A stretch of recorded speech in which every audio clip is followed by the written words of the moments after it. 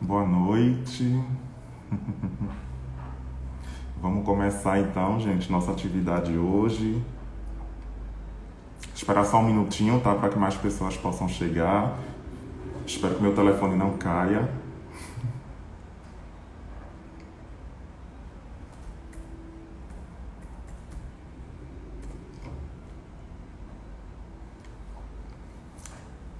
Tô vendo que nossa convidada já tá por aqui. Carol, se quiser, viu, já pode mandar aí o convite para entrar aqui.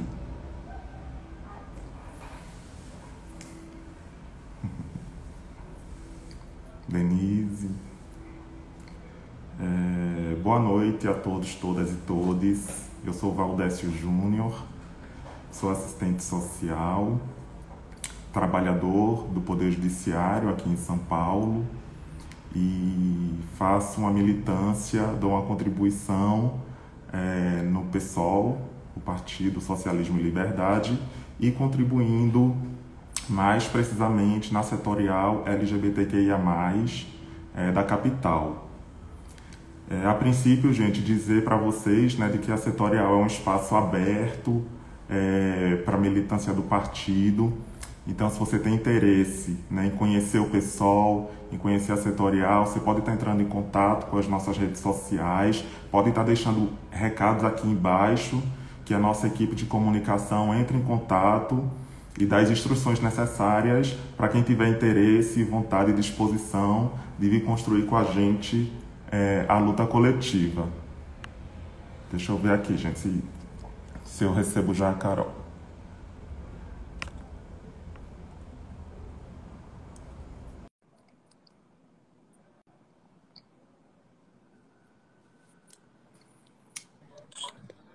Carol, Olá, estão me boa vendo? noite, sim. Muito bom te reencontrar, Carol. Deixa eu só focalizar aqui melhor, porque para vocês verem melhor minha cara. Aqui. Como é que Ah, vocês obrigado, estão? Carol. Está centralizado agora, tá? Obrigado por você estar aqui conosco hoje. Em nome da nossa setorial que a gente constrói junto, né? Dizer que é uma honra para a gente, né? Ter você compondo o nosso grupo e estando com a gente aí tecendo a luta no cotidiano. Obrigado, Carol, desde já por aceitar aí o convite de estar aqui com a gente hoje. E aí, Carol, Eu que agradeço. eu queria que a gente pudesse então começar com a sua apresentação a partir de você mesma. Você poderia se apresentar para a gente? Claro, claro. Eu não sei o que está acontecendo na câmera, mas ela está muito zoom. Mas tudo bem, é o que dá. Bem, eu sou a Carolina Yara de Oliveira, tenho 27 anos, faço aí parte já de um tempo, né, do PSOL, vi a construção aí de algumas coisas dentro do partido, inclusive do setorial, né? E eu sou uma pessoa intersexo, né? Sou uma pessoa intersexo, travesti e vivo com HIV também. Então, tenho esses marcadores no meu corpo, né? E, além disso, eu trabalho, né, eu sou assistente de políticas públicas da prefeitura, então eu trabalhei um bom tempo com vítimas de violência na saúde pública, depois eu fui mais para a área administrativa mesmo, para a burocracia. E no ativismo, né, eu tenho feito algumas coisas com relação à pauta intersexo. Então, a gente conseguiu formalizar a Associação Brasileira de Intersexo no final do ano passado, na qual eu também sou uma das diretoras, e também fazendo esse serviço de conscientização sobre a pauta, né, de que há um desconhecimento muito grande, né, que é a intersexualidade. Então, a gente também faz esse serviço, né? E todo o movimento LGBTQIA+, né? Porque eu sou bissexual, né? Eu sou trans, né? Sou uma pessoa travesti. Então, acaba que todas essas coisas se entrelaçam, né? E eu tenho que dar a resposta para isso, tanto na minha vida pessoal, como na minha vida política, né? Também agora eu estou compondo a bancada feminista do PSOL, que é uma candidatura coletiva à vereança aqui da cidade de São Paulo, né? Então, a minha vida se mescla, né, com ativismo na própria vida pessoal, né, e na política mais institucional, né, de associações e movimentos mais institucionais e o partido político, no caso pessoal, né, que é onde eu mais me encontrei, assim. Além disso, eu também tenho feito pesquisa sobre AIDS, né? Faço uma pesquisa sobre empregabilidade das pessoas negras que vivem com HIV, né? Então, isso também acaba ocupando aí um espaço do meu tempo, né? Mas eu faço com bastante gosto. Legal, Carol. E hoje, né, a gente está aqui reunido porque a Setorial, ela quis marcar, né, o Dia da Visibilidade Intersexo, que se celebra, né, eu acho que é amanhã. E aí, Carol, hoje o nosso bate-papo giraria um pouco em torno disso. E aí a gente pensou em fazer hoje um bate-papo assim bem pedagógico mesmo, né, considerando esse desconhecimento, né, enfim, que existe acerca do tema que você já trouxe. A gente queria iniciar então essa conversa, sabe, nos princípios mesmo, né? Essa questão, né, de sexo, de gênero, é uma coisa que acompanha a gente desde antes do nascimento, né? Depois que se revela uma gravidez, né, a grande pergunta que se faz é se é menino ou se é menina, né? A gente nem existe ainda civilmente, mas já existe aí uma expectativa em torno disso, né? Enfim, coisas que são já adquiridas numa determinada direção. E isso acompanha a gente durante toda a nossa vida. O tempo todo a gente tem que estar respondendo qual é o nosso sexo, qual é o nosso gênero. Até o dia da nossa morte também, na certidão de óbito, isso precisa ser dito.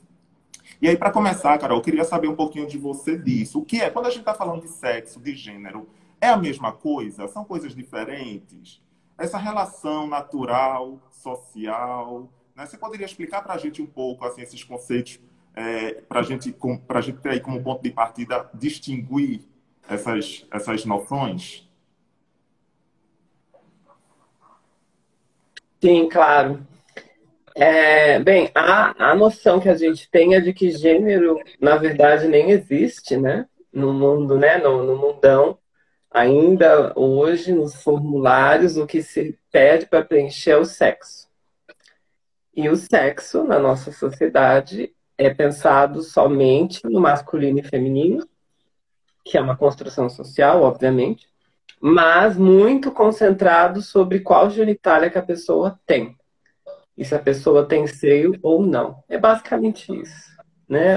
A nossa noção arcaica de sexo. E aí, quando você vem com o conceito de gênero, né? É justamente para dizer que o que se espera desses corpos, dessas pessoas, é muito construído pela cultura. Então, por isso que a gente usa o conceito gênero, né? Porque, na verdade, é para questionar justamente essa natureza, né? De que se colocam, né? De que, inclusive, justificando, né? O machismo, as desigualdades por conta de aspectos biológicos. Então, porque os homens são mais fortes, porque os homens são isso, porque os homens são aquilo, porque os homens têm um falo. E assim, esses aspectos biológicos essencialistas são utilizados para manutenção dessa ordem, né? Então, a gente tem utilizado o termo gênero, né? Nas ciências sociais, isso se espalhou, né? Agora já se conhece mais. Mas mesmo assim, ainda tem uma noção de gênero muito binária, né? Então, ou é o gênero, né, homem ou gênero mulher, seja cisgênero, né, que seria a pessoa que não é trans, a pessoa que não realizou uma transição de gênero, ou mesmo entre as pessoas trans ainda existe essa discussão, né, se existe ou não um gênero não binário, etc. Eu estou falando muito de Brasil, né? Em outros países, outras culturas, inclusive, você vai ter diversos outros gêneros, né? Você tinha em algumas culturas indígenas as pessoas que tinham dois gêneros, né? Two spirit, que se fala, né? Nos Estados Unidos, né? De de povos indígenas de lá. Aqui também tem alguns povos que tinham até 5, 6 gêneros. Em Nova York já se mapeou até mais de 50 gêneros. Então, assim, é uma coisa ampla, né? Só que o que é interessante, peculiar da pauta intersexo? É que intersexo é algo que tem a ver com a biologia mesmo, com o corpo da pessoa. Uma pessoa pode ter qualquer gênero e ser intersexo. E as pessoas se confundem com isso, né? Porque é justamente, né, o que em outras culturas facilmente se identifica como terceiro sexo, né? E aí eu tô falando sexo biológico mesmo. Aqui a gente não consegue ainda minimamente aceitar a existência, né, dessas pessoas que representam 2% da população, né? Então é bastante gente. Então, nós temos aí um problema, né? Como que a gente vai voltar a discutir sexo biológico, ou seja, como que os corpos das pessoas são, como que nascem, né? Sem ir para o lado da naturalização das coisas, né? Isso é muito importante. Então, eu costumo dizer que a questão intersexo, ela ajuda em muito todas as outras questões, porque a partir do momento que você pega o discurso conservador, que fala o quê? Olha, só existe homem e mulher, é isso que a natureza faz. E aí você mostra, diante desse discurso, que, na verdade, a natureza permite que existam outras variações, né? No caso, são 48 tipos de intersexualidade, então as pessoas podem nascer com questão hormonal diferenciada, com órgãos internos reprodutivos que misturam os dois sexos, pode nascer com genitália ambígua, né? Que mistura aspectos dos dois sexos, né? Como foi meu caso. E você pode ter inúmeras outras variações de corpo que tem rastro genético, que é lá na fase. Isso tudo acontece lá na fase da gestação dos 2, 3, 4 meses, né? E aí depois isso vai se mostrando ou com o nascimento da pessoa, ou em alguns casos, quando ela vai crescendo na puberdade, né? Principalmente nos casos hormonais. Então, assim, destrói a ideologia, e a ideologia mesmo, porque não é nada comprovado, né? Destrói a ideologia da natureza homem e mulher apenas, né? E isso colabora, né, para que a gente pense em outras perspectivas de gênero, de vivência, de corpo, né? Importante, inclusive, para a nossa própria comunidade, né, LGBTQIA+, porque a gente ainda reproduz algumas noções de padrões corporais, né?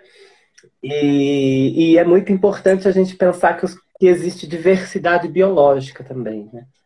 Então, a gente não vai encontrar sempre os mesmos corpos, né? Não necessariamente todos os homens precisam ter pênis, né? Não necessariamente todas as mulheres precisam ter seio, não necessariamente precisa ter uma genitália específica e bonita esteticamente, digamos assim, né? Para os padrões. Então, acho que a intersexualidade traz isso. Legal, Carol. Descoberta da intersexualidade, né? Que ela não necessariamente se dá na infância. Ai, deu uma travadinha, mas voltou agora. Você conseguiu me ouvir, Carol, até aqui? Tá. E aí eu queria saber um pouco mais Consegui. sobre isso, né? Tá. A minha pergunta é a seguinte: acerca da descoberta da intersexualidade, né? De que forma, né, isso costuma se dar? Eu até fiz um videozinho que provavelmente vai sair amanhã. Quando a gente fala de intersexualidade, existe um segredo, né? Existe um segredo acerca, né, da intersexualidade, a família não quer falar do assunto, a junta médica também tenta evitar o assunto, né? Para que justamente a criança seja adequada ao sexo que escolheram para ela, né? Em geral, essa escolha é feita lá pela junta médica, né? Na minha época, 27 anos atrás, sequer exames assim de cariótipo, de cromossomo, exames genéticos, nada disso acontecia. Era só o exame clínico mesmo. Até hoje, né, vários casos são feitos assim. E o que que eles fazem? Eles medem a genitália da pessoa, mesmo que ela seja ambígua, mesmo que tenha, sabe, aspectos que podem deixar em dúvida se é de um sexo ou de outro, porque a mentalidade ainda é essa.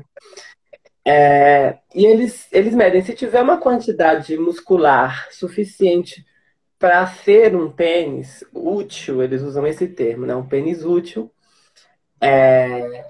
eles tentam manter aquilo e fazer cirurgias para adequar.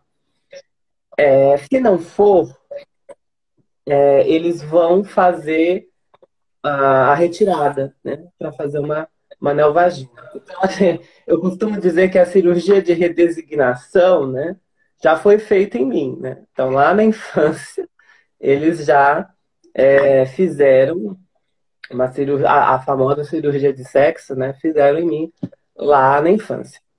Então, descobrir sobre isso, eu só fui descobrir aos 24 anos, né? Eu tenho 27, então faz 3 anos.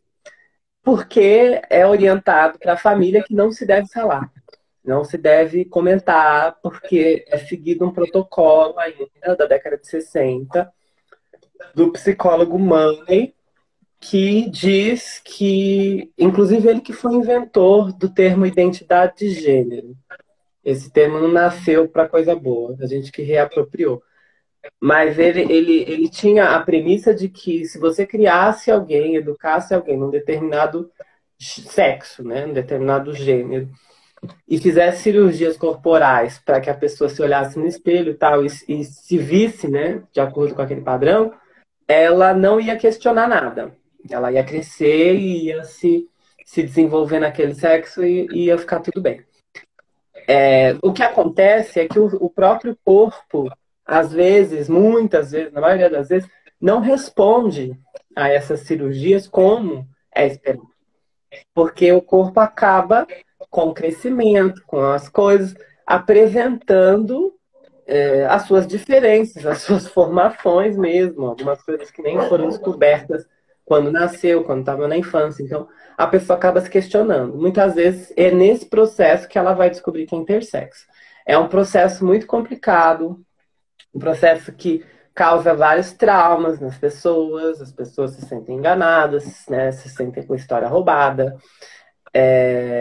e se sentem, né, mutiladas, né, porque as cirurgias, né, que foram feitas na infância, muitas vezes são faladas que são para outras coisas, né, não é explicado o motivo.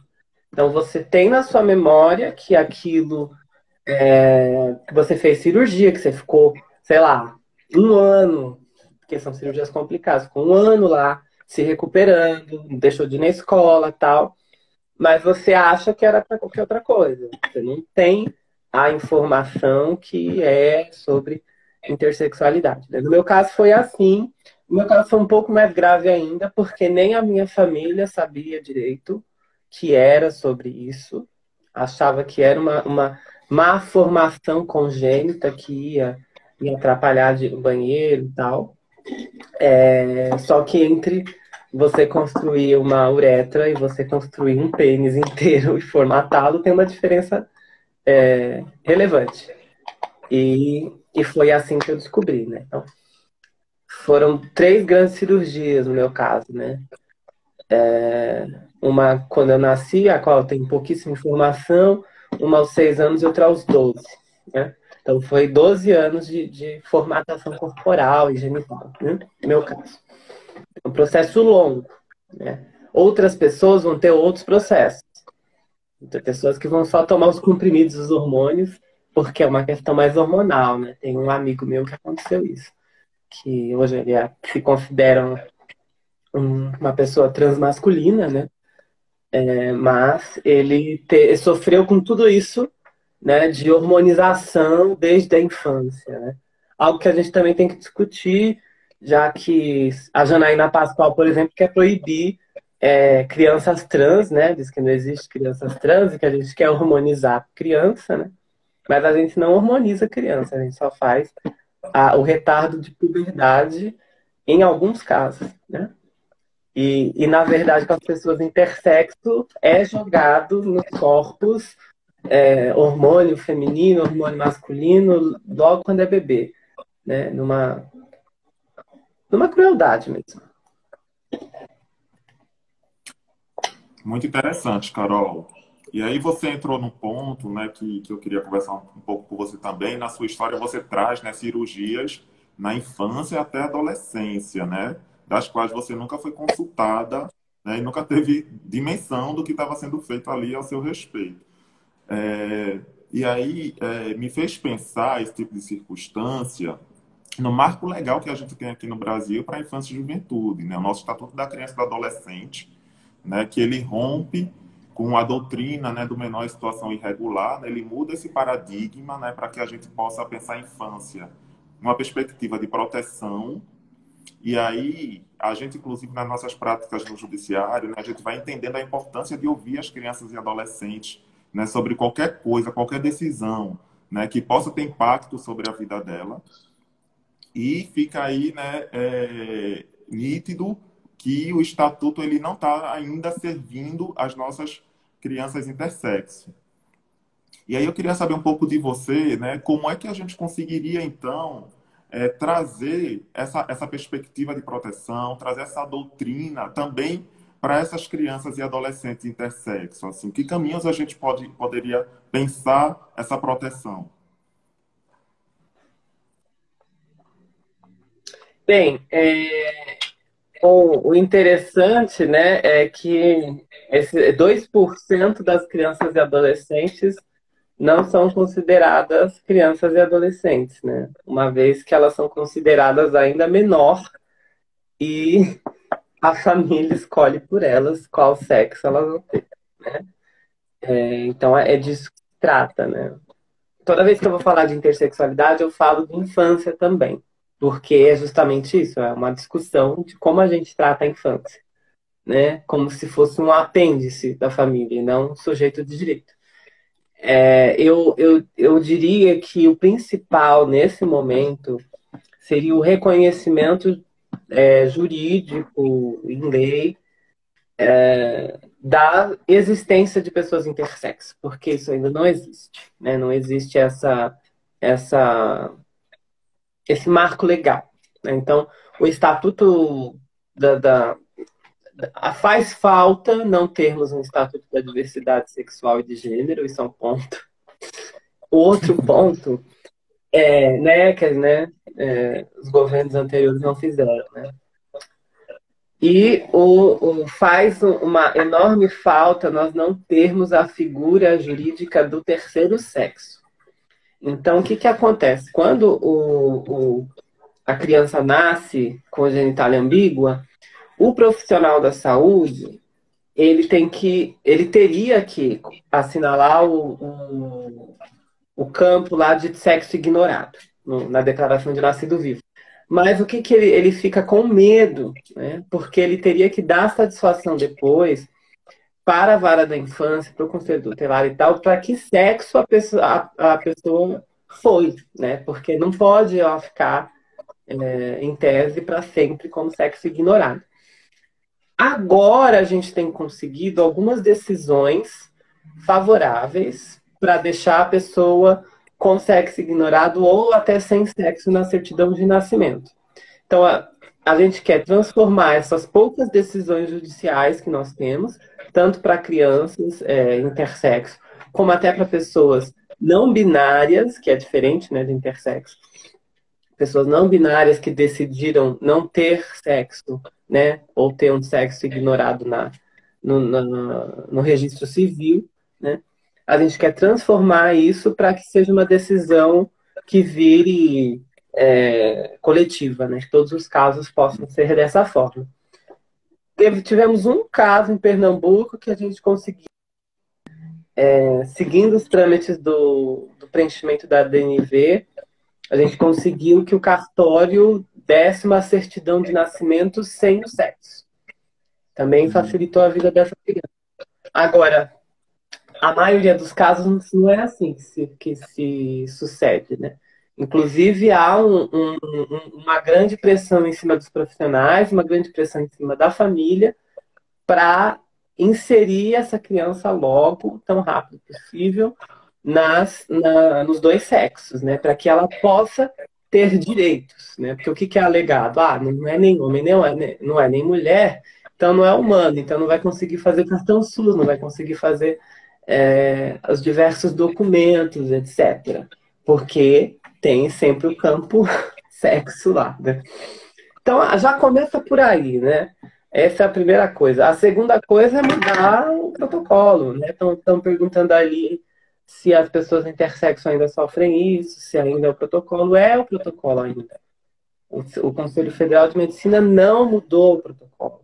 Inclusive, existe uma ala enorme de bolsonaristas no Conselho Federal de Medicina que não deixa mudar.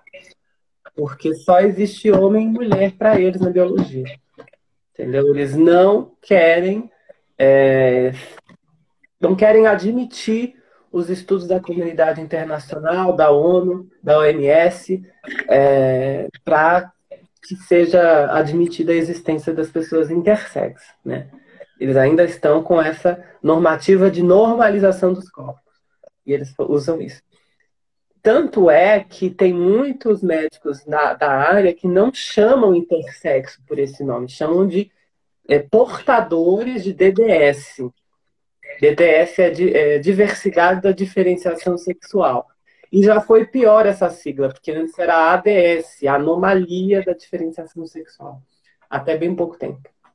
Então, isso ainda é um problema muito grande na medicina.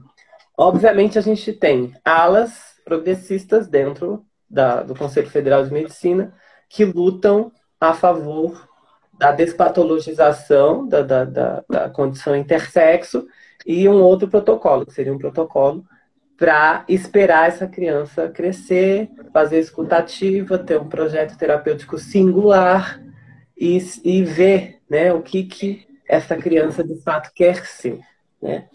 E isso pode ser tanto na puberdade como aos 18, né? Não dá para ter uma métrica exatamente de qual momento que a criança vai reivindicar sobre seu corpo, né? A criança ou o adolescente. Mas essa espera seria necessária, né? E não é algo que é feito. Então, a gente advoga por isso, e essas duas principais coisas impediriam as crianças de sofrerem mutilação genital, né? E impediriam também muita pessoa intersexo que descobre, né, depois, né, de adultas, ter que escolher também, agora como adultas, em que sexo vai permanecer, né? Você vai fazer uma transição de gênero, né? Muitas pessoas intersexo acabam sendo jogadas para transgeneridade também, né? Por conta da sociedade. Então, também fizeram dois processos, né, comigo. O da infância e depois na vida adulta de eu ter que escolher juridicamente se eu vou ser de um sexo ou de outro, né? Então, tem várias camadas de violação de direitos, né? Essa que é a verdade quando a gente fala de intersexo, né? Nossa, Carol, assim, e de fato, né? Se você não se enquadra, né, no sistema binário, você é desumanizado, né? Você perde estatuto jurídico, né? Você perde cidadania, né? Você tem acesso a direitos negados, né? Assim, o quanto isso é perverso, né? Com as nossas crianças e adolescentes, impor-lhes, né, esse tipo de situação, né? E, enfim, é realmente muito grave. Assim, eu acho que a gente, inclusive, precisa ampliar aí, junto à militância da infância e juventude, né, a pauta trans, né, e a pauta também intersexo, né? É urgente. O Vinícius tinha feito uma pergunta, Carol, que eu acho que você acabou respondendo. Eu vou repetir aqui, tá? E você avalia se já está respondido. Ele perguntou se hoje esse protocolo de tratamento teve mudanças. Você falou que o protocolo é do século passado, né? É ele que está em vigor? É ainda esse mesmo? É o mesmo protocolo. É o protocolo de 1960, né, que ainda está em vigor. Que é anterior até 1960, ele só foi sistematizado, né? Mas é esse ainda o protocolo. Que, na verdade, a gente está construindo o protocolo intersexo somente agora em algumas cidades. Na Secretaria Municipal de Saúde aqui de São Paulo, na Comissão LGBT de Saúde, LGBTQIA+, de saúde, nós estamos, né, no movimento social, estamos junto com gestores e profissionais da saúde tentando pensar agora sim, um protocolo intersexo de saúde, né, multidisciplinar e que tenha foco no cuidado da pessoa, no bem-estar da pessoa. Que seria o básico, o óbvio para o nosso sistema único de saúde que preza por isso, né, os seus princípios. Mas só agora que a gente está conseguindo fazer. Então, não tem ainda um protocolo para pessoas intersexo. O que você tem são protocolos, no plural, que se regem nesse protocolo que eu disse do Money, né? Mas eles dividem em vários códigos de doença, em vários CIDs, né? Então, eles falam assim, essa daqui é a DDS de Klinefelter, essa daqui é de não sei o que, mulher XXY. Ou seja, vai dando vários códigos de doença, né, para as pessoas intersexo, e vão seguindo o padrão que é um princípio deles, né? Fazer a cirurgia e normalizar, enquadrar nos dois sexos, em um dos dois sexos, né? E fazer com que aquilo desapareça, aquela ambiguidade, mas tratando como se fosse o código. Então, isso aqui é uma síndrome tal, aquilo é uma síndrome tal, né? As exceções, já falei, somos cidade de São Paulo e algumas outras cidades no país, poucas, tá? Que estão se debruçando nas suas secretarias municipais de saúde. E também aqui em São Paulo tem que destacar a atuação do ambulatório intersexo da Unifesp, né, que tem se destacado como um grande aliado da pauta intersexo e da humanização desse protocolo de saúde, né, de saúde das pessoas intersexo. Né? Então, o Dr. Magno Silva coordena lá, inclusive eu faço tratamento com ele, hormonal e etc. E há uma outra abordagem lá. Né? Agora, se você anda nos bairros só e vai na Doutora Arnaldo, vai no Hospital das Clínicas, você já vai ter a Berenice Biliarino lá, e eu gosto de citar o nome dela, porque ela é defensora da mutilação genital e ela diz que os ativistas são meia dúzia de comunistas, de, de pessoas que não sabem o que é da vida, né? Ela fala isso, né? Então, porque onde já se viu uma criança com aspecto masculino não conseguir ir no banheiro para fazer xixi de pé, né? Ela teve a coragem de falar isso na nossa cara numa audiência pública intersexo. Então, a resposta é: temos uma luta pela frente, temos aliados, mas ainda se estabelece uma hegemonia, né, do passado. Carol, chegou mais uma perguntinha aqui nos comentários do JBL Moraes. Ele queria saber qual a contribuição da psicologia na questão dos protocolos.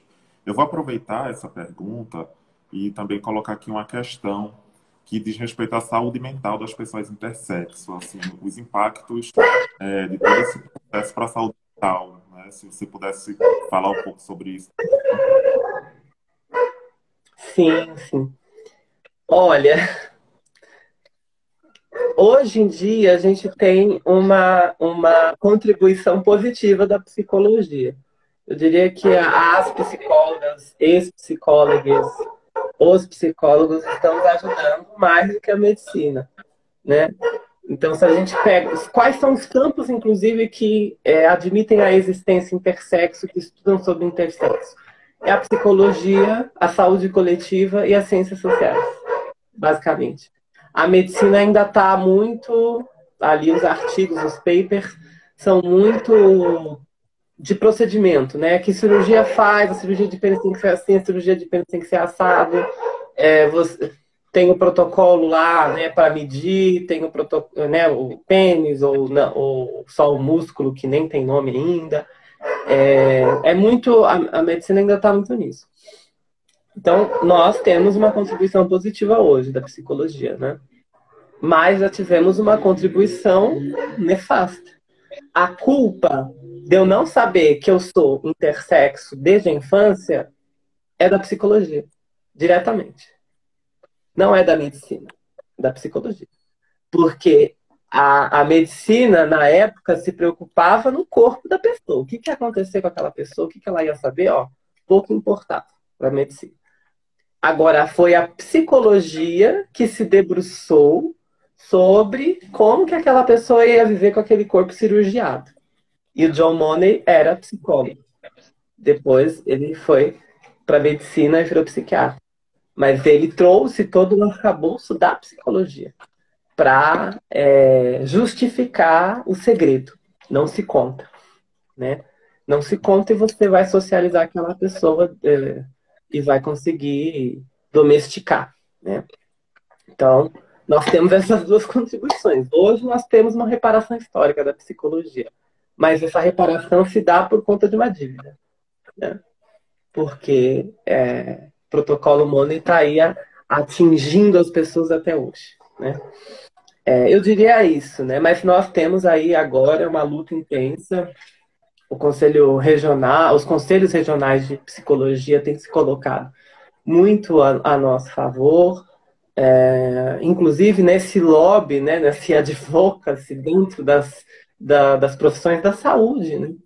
Porque né, a gente fica muito centrado às vezes na medicina, mas as outras profissões também, né, multidisciplinar, elas ajudam, né, a inclusive minar esse poder, né, um pouco esse poder médico todo, né? Então a gente está pegando bastante aliados. Você tinha perguntado algum adendo junto, eu esqueci. Isso. Sobre um pouco dos impactos da saúde mental, né, sobre a população intersexo, Tá. assim, como você vê essa questão?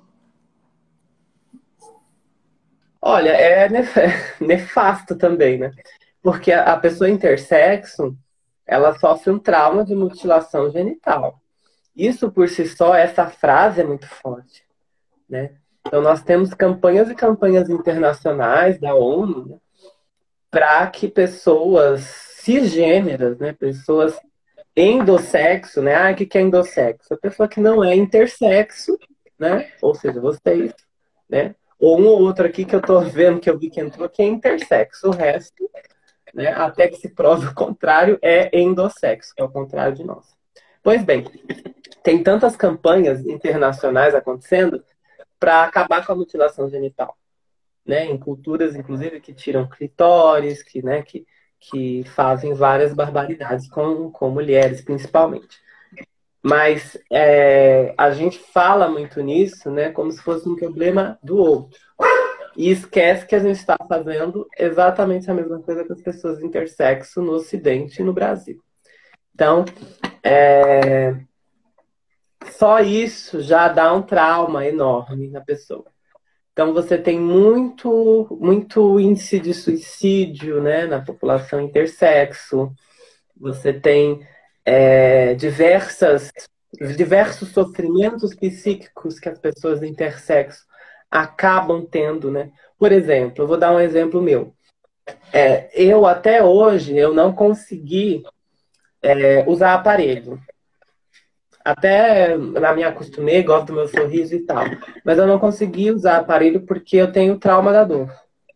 Então, a dor do aparelho me remetia a cirurgias. E eu tenho trauma dessas cirurgias até hoje. Então, É uma coisa muito profunda. Ansiedade.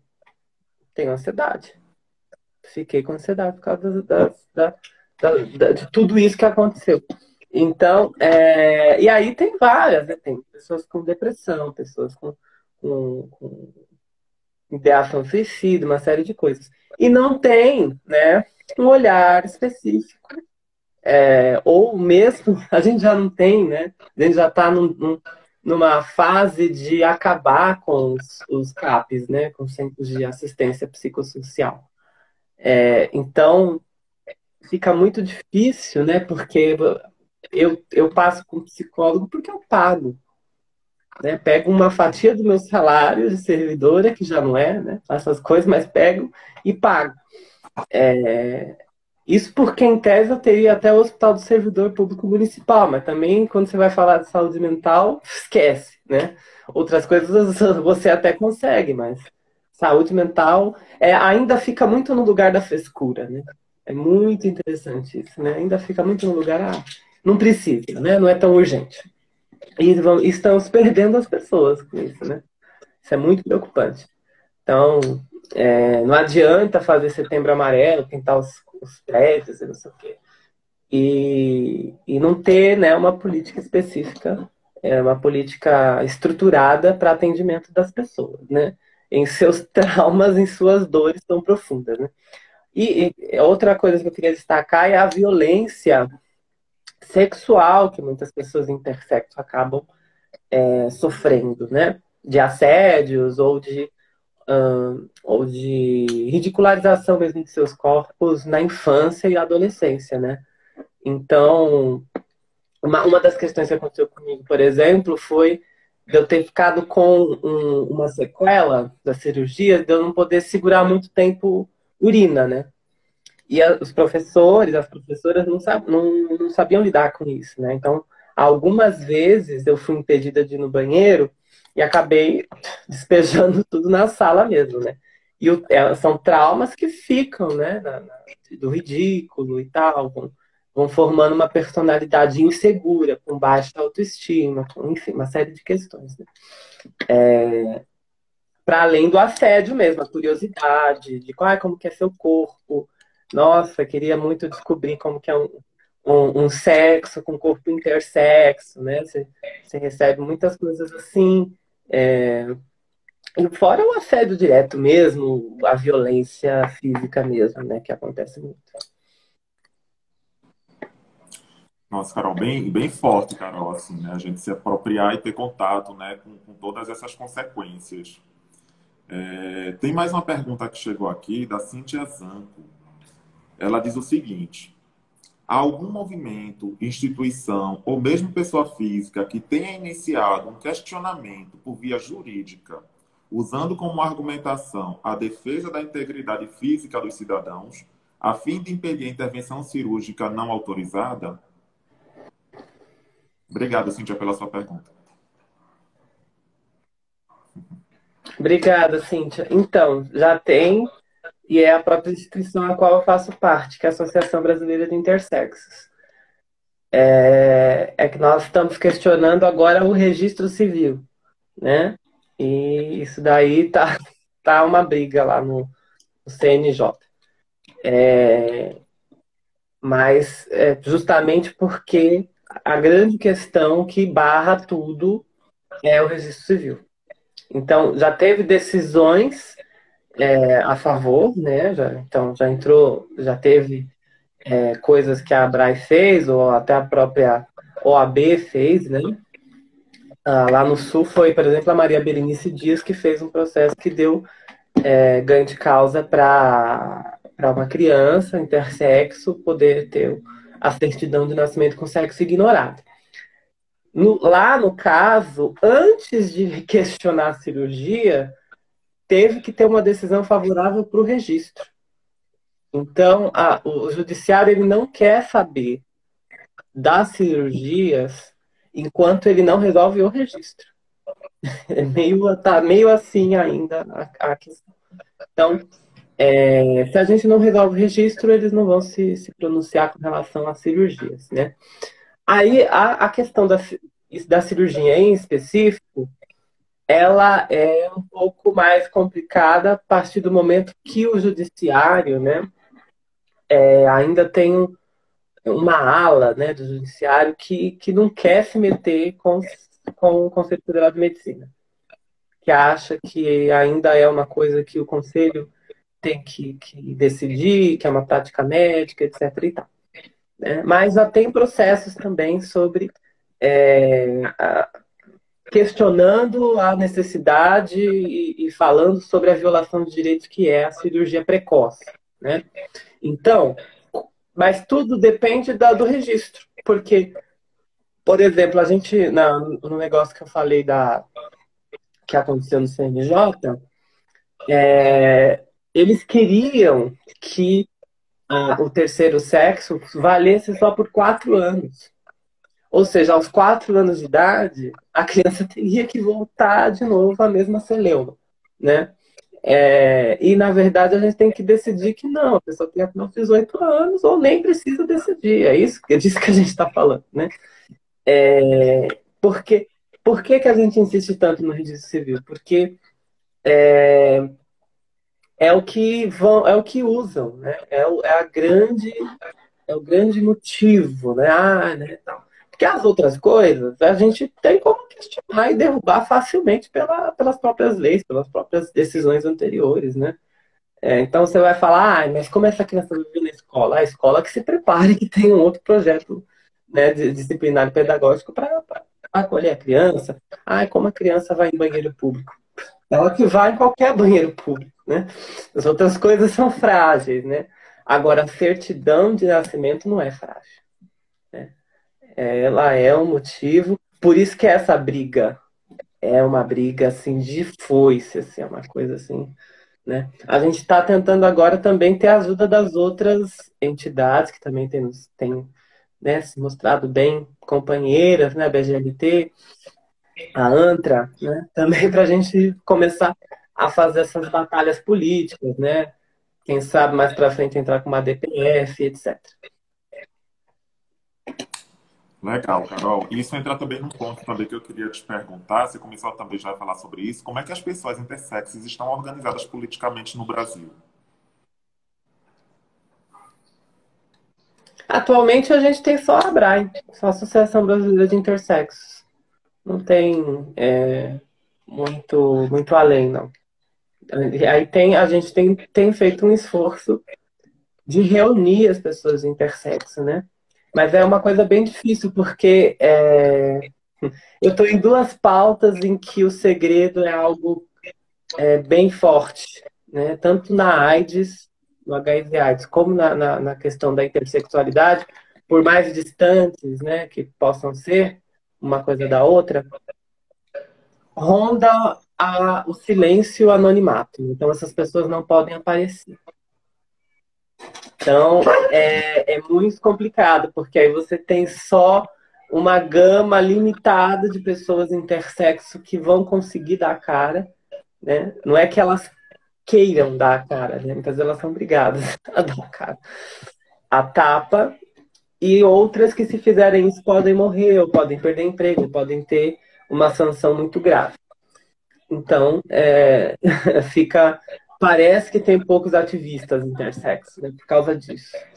No entanto, tem muitas pessoas intersexo, é 2% da população. 2% de 200 milhões, né? É muita gente. E a gente tem grupos lotados de WhatsApp, a gente acolhe muita gente, a gente faz muita coisa. No entanto, fica muito restrito ainda às representações, né? Foi uma luta a gente conseguir fazer uma associação, né? Oficializar isso. Nós conseguimos, né? Estamos até listada lá na Astrea. Mas ainda só temos uma associação, né? E ainda temos que nos aliar com as outras instituições que já estão há muito tempo na luta LGBTQIA+. Né? E por falar nisso, Carol, qual você acha que é o papel, né, das outras letras, né, no âmbito da luta LGBTQIA+, na defesa também, no apoio à pauta intersexo? Qual é o nosso lugar aí nessa luta? Bem, hoje por hoje, nossa principal aliada da sigla é o T, né? É a comunidade trans. Né? Talvez pela confluência, talvez por ter né, pessoas intersexo que são trans, que estão em espaços trans, também pela questão da extrema violência médica que muitas pessoas trans também sofrem, né? Enfim, uma série de questões que conflui para que as comunidades trans, os movimentos trans, sejam mais próximos e deem mais ajuda para a questão intersexo. Eu até arrisco dizer que a BGLT esteja tão próxima a nós agora por conta de Similar. Ela própria se mobilizou, principalmente com a minha história, né? Eu não sei se um homem gay lá teria a mesma teria a mesma empatia, sabe? E a gente ainda tem que resolver isso, né, na nossa comunidade, né, o machismo, né? E aí nós temos uma luta ainda, né? Porque uma parte da comunidade LGBTQIA+, não sabe sobre intersexo, né? Então tem muita pessoa ainda desinformada sobre a questão. As pessoas sabem da comunidade trans, mas não sabem da comunidade intersexo. Então também tem esse serviço, né? Das entidades a gente tem tido apoio. A gente tem tido apoio da BGLT, tem tido apoio da Aliança Nacional LGBT e mais, da ANTRA, né? Então as outras siglas têm ajudado. Então, sei lá, na parada LGBTQIA+, daqui do estado de São Paulo, que foi online, né? Eu estava na sala bissexual, né? Falando sobre intersexualidade, o que era ser intersexo sendo bissexual. Então, tem tido apoio, isso melhorou muito nos últimos anos, mas ainda há o que se melhorar. Ainda há o que se melhorar. Ainda nós temos uma comunidade LGB, né? Lésbicas, gays, sexuais, que ainda vem com como se fosse uma coisa muito rara, intersexualidade, por não aparecer, né? Então, e aí quando aparece, tem muita sexualização entre nós ainda também, né? Muito assédio. Então essas coisas têm que ser desconstruídas também. E vão sendo feitas com o passar do tempo, com bastante trabalho de base, bastante conversa, bastante lugar de fala e lugar de escuta também, né? Eu tenho usado essas duas coisas. Todo mundo tem lugar de fala, todo mundo tem que ter também lugar de escuta. Né? Maravilha, Carol. E aí, Carol, a gente está finalizando agora, né, por conta do tempo. Eu tenho uma última pergunta. Onde as pessoas podem encontrar mais informações, né, sobre intersexualidade? A gente começou aqui um debate que com certeza não se esgota. Eu acho que tem muita coisa ainda, né, a ser dita sobre isso, né, a ser informada. E aí, onde a gente pode encontrar essas informações? E pensando também na questão de pessoas intersexuais, onde elas também podem ter o atendimento, o acolhimento, né? De que forma a rede de saúde está aí organizada, se a gente tem centros especializados ou não na política de saúde territorial. Pudesse falar um pouquinho, né, de onde é que esse assunto pode, né, ter continuidade, né? Tanto para as pessoas endossexuais, né, quanto também para as pessoas intersexuais. Bem, eu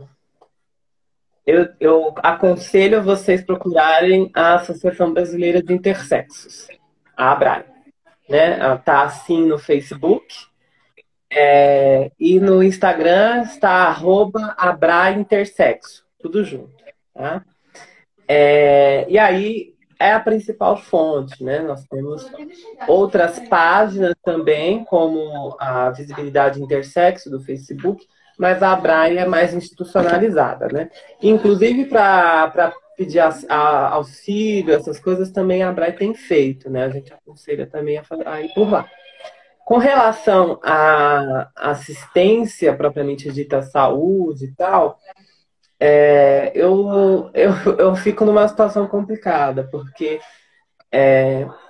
você só tem os centros de atendimento para pessoas intersexo, que são um pouco mais humanizados, assim, nas grandes capitais, né? Então, algumas capitais nem têm. Então, aqui em São Paulo, eu posso destacar a Unifesp, né? O Hospital São Paulo, enfim. A equipe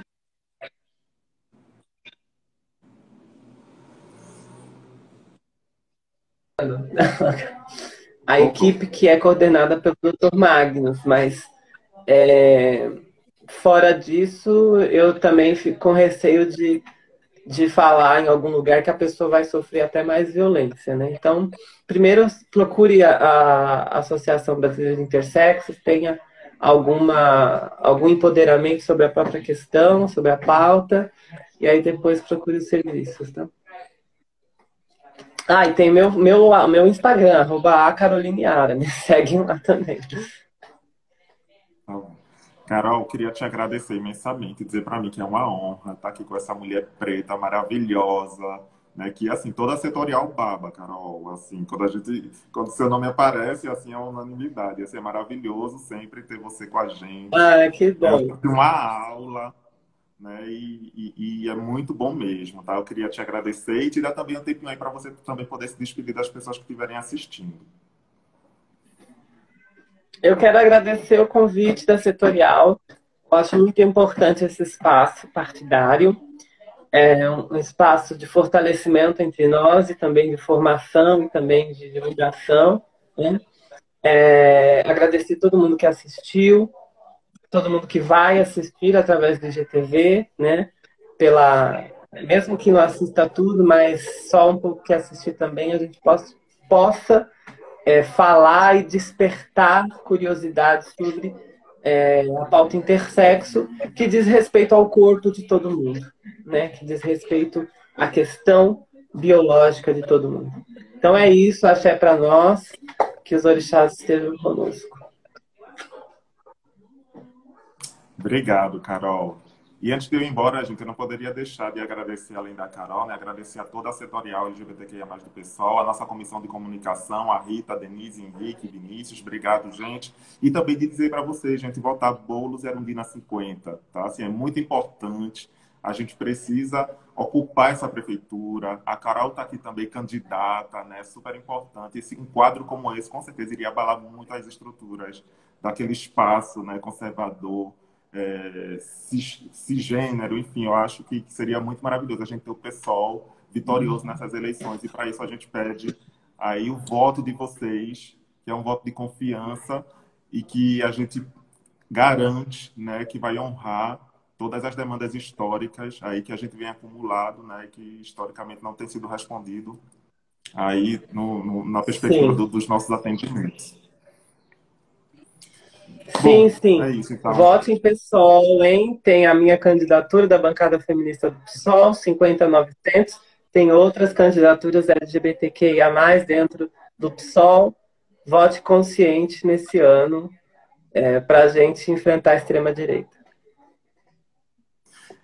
E eu não seria eu se eu não terminasse com pelo menos um trechinho de poeminha, gente. Queria dizer, nas palavras, né, utilizando aqui as palavras do Henrique Marques, que eu não quero ser discreto. Eu ignoro os seus decretos. O que eu quero é dar close, porque o close é um protesto. Vamos seguir protestando, Carol. Vamos seguir protestando setorial. Sim, sim. Um beijo para todas, todos e todos. Adorei o poema. Tá bom. Vamos lá.